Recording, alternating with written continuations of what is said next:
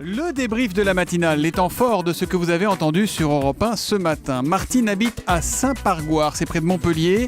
Là-bas, les pluies ont tout détruit hier. Écoutez son témoignage, c'était à 7h35 sur Europe 1. On dirait qu'on a été bombardés, tout simplement. Il s'est passé qu'il y a eu beaucoup d'eau qui est arrivée. Des voitures ont été emportées. Et ensuite, une voiture s'est mise en travers et l'eau a poussé et a tout dévasté. Il y a le mur du voisin, mon mur à moi. C'était une hécatombe. Je veux dire, la rue de la Distillerie à Saint-Pargoire, ça a été affreux. J'ai jamais vu ça. Moi, je dis, d'habitude, il va y avoir une accalmie, quelque chose comme ça. Rien. Allez. Des trombes d'eau qui nous tombent sur la tête. Les tensions sociales sont loin d'être terminées chez Air France, comme nous le révélait notre journaliste François Geffrier. C'était à 8h. Les pilotes tentent maintenant de se faire payer leur jour de grève. On va prendre l'exemple d'un pilote qui doit faire pendant 5 jours des voyages entre Paris et Tokyo. Il va se déclarer en grève pour le premier jour, le vol ne peut donc pas décoller et comme l'avion n'est pas parti à Tokyo, il ne peut pas en revenir le lendemain. Et en fait, tout le planning est perturbé jusqu'à la fin de la semaine.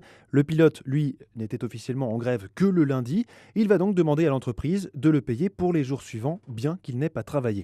Et vous êtes extrêmement sévère sur Twitter avec le hashtag un matin envers ces pilotes. Ce que j'entends sur les pilotes d'Air France qui demandent à être payés durant les grèves me laisse abasourdi, nous dit Pensée Biolivia. Ils ne doutent de rien, ces petits marquis volants, enchaînent le sac de talent. Ou encore Nan Non qui nous dit donnons leur salaire aux voyageurs pénalisés, arrêtons les enfants gâtés, nous ne sommes plus au 19e siècle. Après les pilotes, c'est au tour des pharmaciens, huissiers, notaires ou encore des médecins de faire grève. Ils sont inquiets de la réforme à venir des professions réglementées. C'est un sujet qui, là encore, vous fait beaucoup réagir au 39-21. Et on a à ce sujet une question de Corentin. Bonjour Corentin. Bonjour Thomas. Alors, quelle est votre question ? Alors ma question concerne justement la grève des pharmaciens aujourd'hui. Le marché du médicament pourrait être ouvert aux grandes surfaces. Et donc ma question serait quelles seraient les conséquences de cette libéralisation du marché des médicaments ?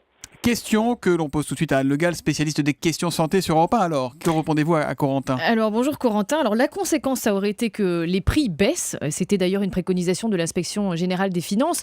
Sauf que les drugstores à l'anglaise avec du paracétamol en grande surface, des sirops pour la toux, etc., ce n'est pas du tout à l'ordre du jour. Marisol Touraine l'a redit, elle n'y est pas favorable. Pour elle, les médicaments doivent rester en pharmacie. C'est une question de sécurité et de conseil aux patients. En revanche, ce qui pourrait évoluer, ça la ministre l'a dit, c'est qu'on pourrait revoir la frontière entre les produits de parapharmacie et les médicaments. Et elle a cité quelques produits comme les pastilles Valda ou le dentifrice Fluocaril ou certains antiseptiques qui pourraient passer du statut de médicament à un statut autre pour pouvoir être vendus en grande surface. On sent bien qu'il y a quelques petites choses qui sont encore évolutives. Merci Anne Le Gall. Et si comme Corentin vous voulez poser une question pendant la matinale, c'est très simple, à vous appeler le 39-21. Et puis Bruno Le Maire, candidat à la présidence de l'UMP, était mon invité pour l'interview politique d'Europe 1. Et à 8h26, je lui ai demandé s'il trouvait, comme Bernadette Chirac, qu'Alain Juppé était un homme froid. Écoutez-le, mais écoutez-le jusqu'au bout. Je vais vous dire que c'est un homme qui est drôle, c'est un homme qui est humain, et en plus c'est un homme qui a une dimension d'homme d'État. Il paraît que vous aimez bien imiter Jacques Chirac. Qu'est-ce qu'il dirait de tout cela, selon vous ? Écoutez, monsieur Soto, tout ça n'est pas très respectable. Tournons la page du passé, faisons place au renouveau.